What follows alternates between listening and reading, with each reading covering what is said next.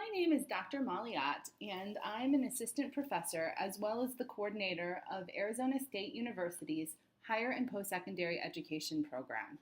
My research considers college and university faculty careers and their workplace experiences.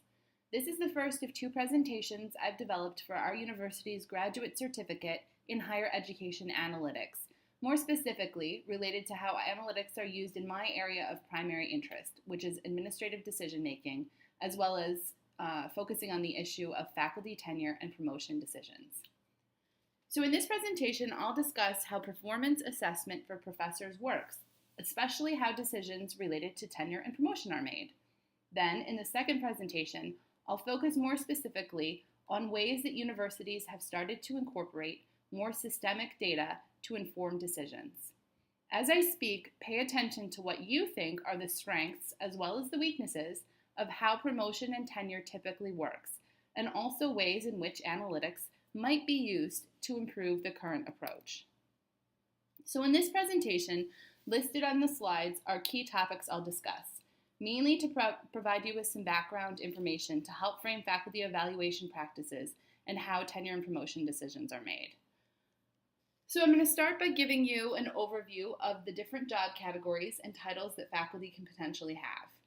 It's important to have a grasp on what these are in order to understand how faculty are promoted from one level to another. Then I'll discuss the tenure process more specifically. I'll explain exactly what tenure is, as well as how tenure and promotion decisions are typically made. College and university faculty.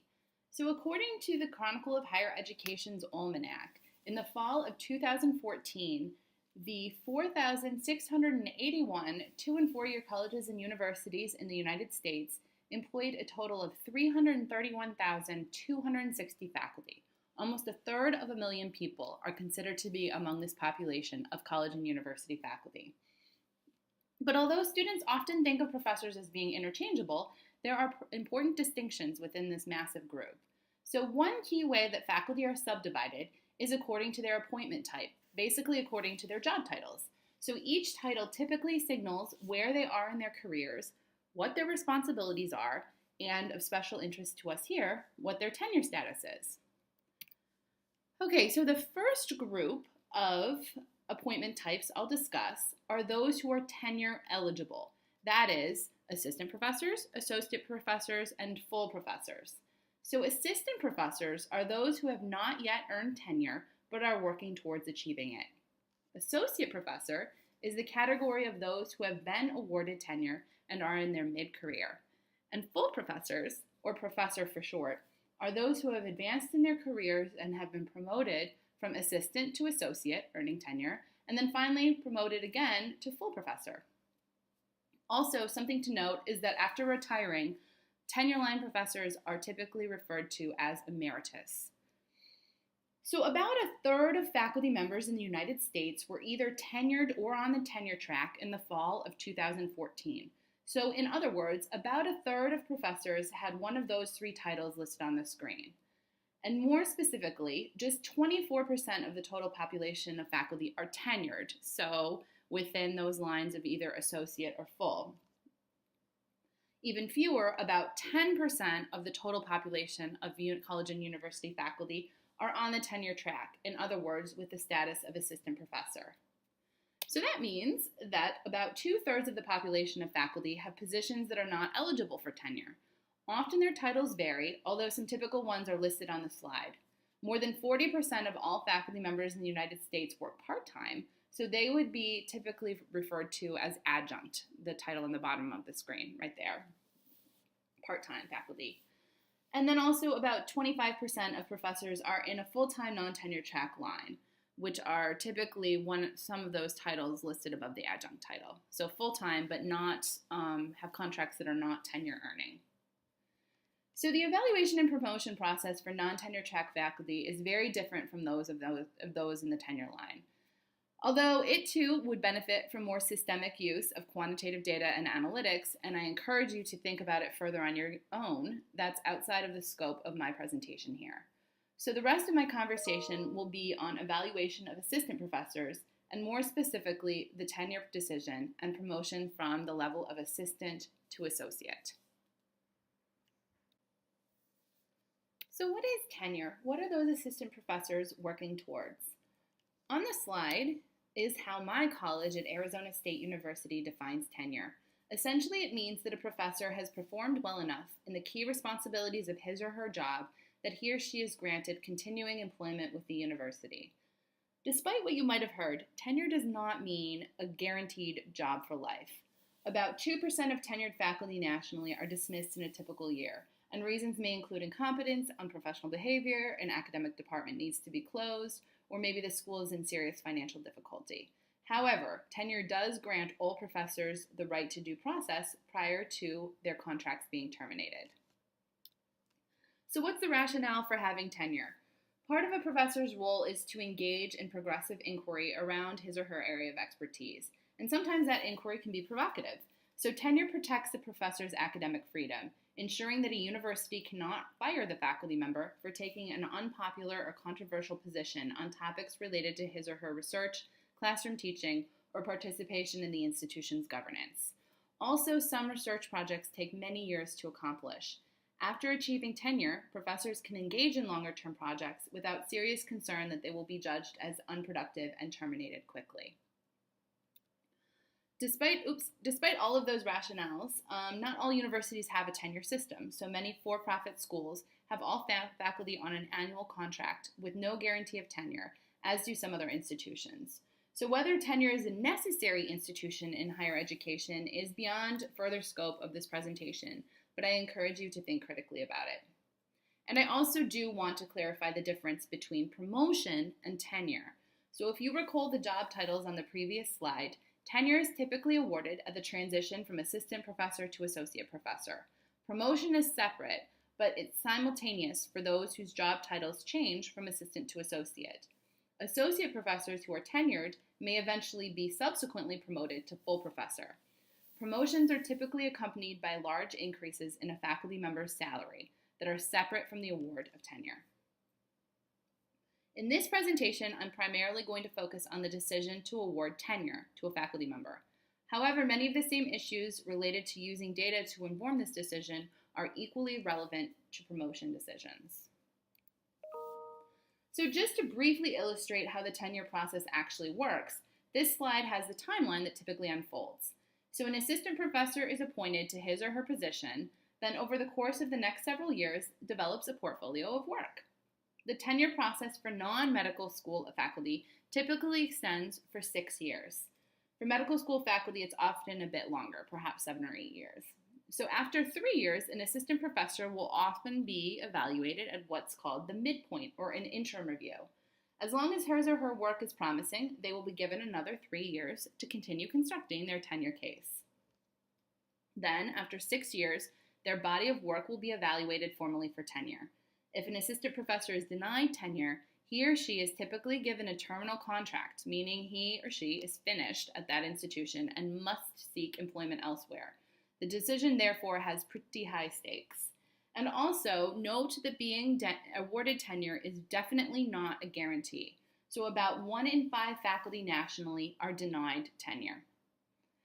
In the next 3 slides, I'm going to focus on the evaluation of the case that occurs. So right here at the end of the 6-year probationary period.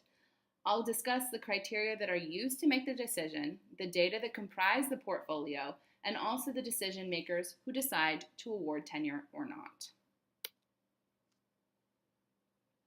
So what are the criteria used to make the typical tenure and promotion decision? They incorporate 3 key factors and sometimes a 4th: scholarship, teaching, service, and collegiality. So by scholarship, I mean the original intellectual work that a professor generates. What that output looks like depends on his or her field, but it usually includes peer-reviewed journal articles, books, research grants, and academic conference presentations. Teaching is kind of more self-evident. I'm sure you can envision what that generally looks like, and it includes the actual courses the professor teaches, as well as mentoring and support of undergraduate and graduate students. Then service relates to the work a professor would do for national scholarly associations, editing journals, reviewing manuscripts, and also administrative work on his or her campus, such as committees to review the curriculum, committees to hire new professors, and other miscellaneous tasks that need to be accomplished but don't fall into the categories of teaching or scholarship. And then what's referred to as collegiality can be also a factor in the tenure decision. This is much more ambiguous and refers to a person's ability to have productive working relationships with other faculty, staff, and administrators. So the relative weight of these criteria depends in part on the institution type where a professor is working. Community colleges, for example, often prioritize teaching and service far more extensively than four-year colleges and universities. On the other hand, research universities, such as mine, Arizona State, emphasize scholarship heavily. Okay, so for each of these criteria, there are two important dimensions that a candidate who's going up for tenure needs to demonstrate. First, it needs to be clear that the candidate is having impact with his or her scholarship, teaching, and service. In other words, their work is effective. It matters. And then second, it needs to be clear that the candidate will continue to maintain that trajectory of productivity even after being awarded tenure. These two questions are the basis of the tenure decision. So to answer them and to measure exactly what a professor's scholarship, teaching, and service productivity is, university decision makers collect quite a bit of data, which I will elaborate on in the next slide. Now I will discuss the data that are collected to measure whether or not faculty have achieved the criteria I discussed in the prior slide. As you'll see from my explanation, the assistant professor who's going up for tenure is able to exert some influence in assembling and shaping his or her portfolio that decision makers review. In fact, until just recently at many universities, the professor going up for tenure literally put together a physical portfolio comprised of hundreds of printed pages nicely organized in folders like the picture on the screen. But today, many universities collect the documentation electronically. Anyway, so a number of different data sources are included in a tenure portfolio. First is a statement, typically around 4 to 5 pages, single space in length, that explains the impact a professor believes that he or she has made related to scholarship, teaching, and service. Also, the professor's full curriculum vitae, basically the academic version of a resume, is included in the packet. The professor creates both of those, him or herself. Specific to teaching, student evaluations for all of the courses that a professor has taught are included in the portfolio. Also, many institutions require professors to have their courses observed by a colleague or a teaching expert. These evaluations may also be included in the packet. Specific to scholarship, the candidate identifies approximately 4 to 5 artifacts that he or she believes best represent his intellectual contributions, and includes copies of these products in the portfolio too. And then in addition, the candidate and his university will identify a number of other professors at different universities across the country or internationally who do research on related topics to serve as what's called an external reviewer.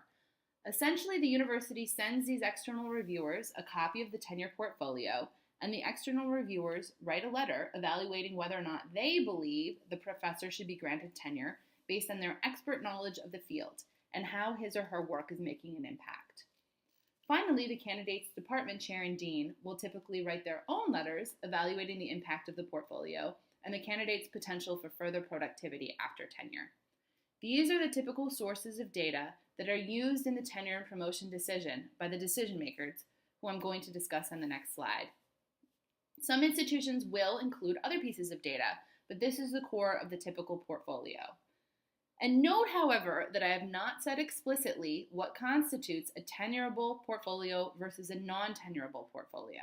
How to determine the quality of data contained within each of these artifacts in order to evaluate what impact looks like and what the faculty member's trajectory will be is an often debated endeavor. I'm going to go into more depth about that in my next presentation, but really be thinking about that, and especially think about how to quantify impact and trajectory in teaching, research, and service. All right, so once the candidate's tenure portfolio is assembled, at the start of his or her 6th year of employment as an assistant professor, the portfolio begins to be reviewed. The first level of review is typically a committee comprised of already tenured faculty who are members of the candidate's own department. The committee votes whether or not to recommend the candidate for tenure. If they do vote to recommend the candidate, The portfolio proceeds to a committee comprised of tenured faculty representing the professor's entire school or college. So for instance, perhaps if someone is an English professor, first the English department here will vote on the case, and then if the vote is positive, it proceeds to the entire School of Arts and Sciences or School of Arts and Letters or School of Humanities, however the candidate's university college are organized. If that vote is positive, the portfolio advances for the dean's approval, then to a university-wide committee of faculty, and finally to the provost, president, and board of trustees.